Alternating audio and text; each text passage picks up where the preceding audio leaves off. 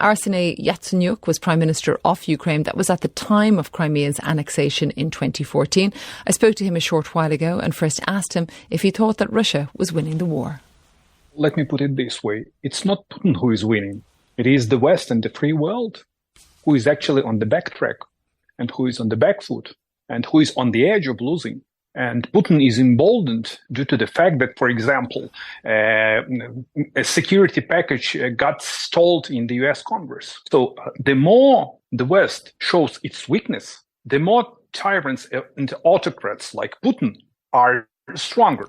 The previous speaker, she said about the elections, the thing that happened yesterday has nothing to do with the elections. And I kindly request you, never even dub this as an elections. It's a reappointment of totalitarian leader who is Putin. So, as elections always envisage to elect between somebody, between whom? Between that Navalny, who was murdered by Putin's regime? My take is that it was completely obvious that military and war criminal Putin is to be reappointed for another 6 or whatever, or 12 years. God knows for how many. He is now the longest serving political leader after, if I'm not mistaken, after Stalin.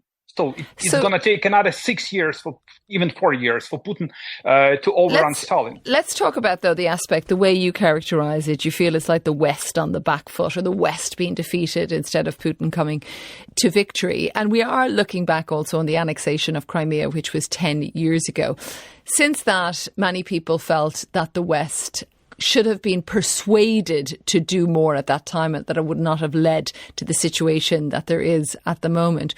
Why do you think you were unsuccessful at being able to convince people at that time that Crimea could lead to something so much bigger? Here's the thing, you just said the stuff that I can't even correct. You're completely right. So what actually happened 10 years ago, because it has nothing to do with the sham referendum. Putin ordered to take over Crimea on the 20th of February 2014, and his military was already deployed, and he actually took the control over the Crimea starting from the 20th of February. But the thing is that this is the similar pattern. This is the completely similar playbook that Hitler applied in 1938. In 1938, Hitler illegally annexed or committed Anschluss, which is similar to the illegal annexation of Crimea. And look what happened in 1938. The world was silent. It was a kind of appeasement policy.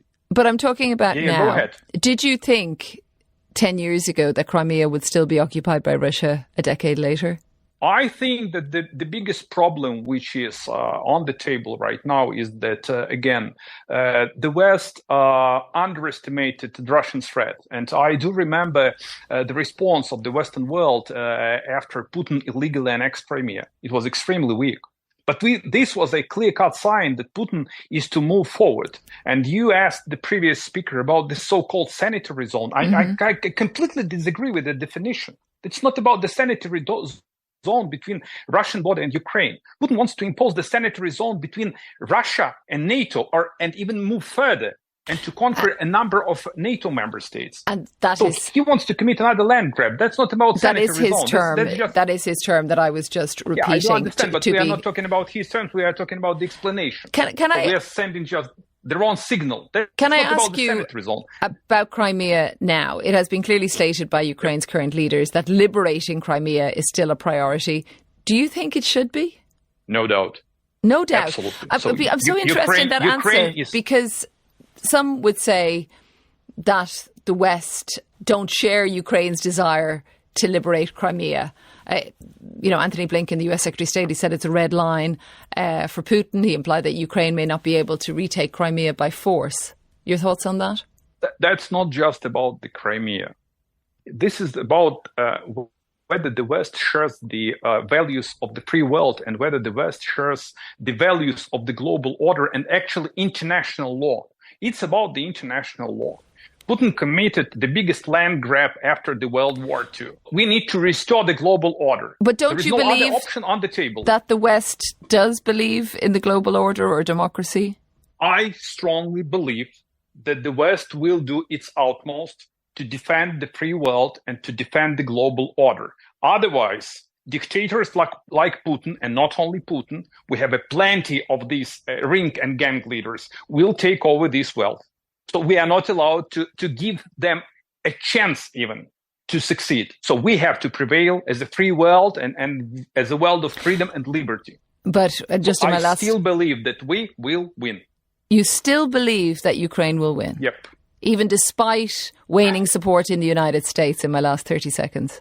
Well, it's all the same. It happened before the World War I, before the World War II. But in the end, the Nazi regime was demolished. In the end, I believe that the Putin regime would be demolished too. That was Arseniy Yatseniuk. Thanks to him, he was Prime Minister of Ukraine from 2014 to 2016, including when Russia annexed Crimea.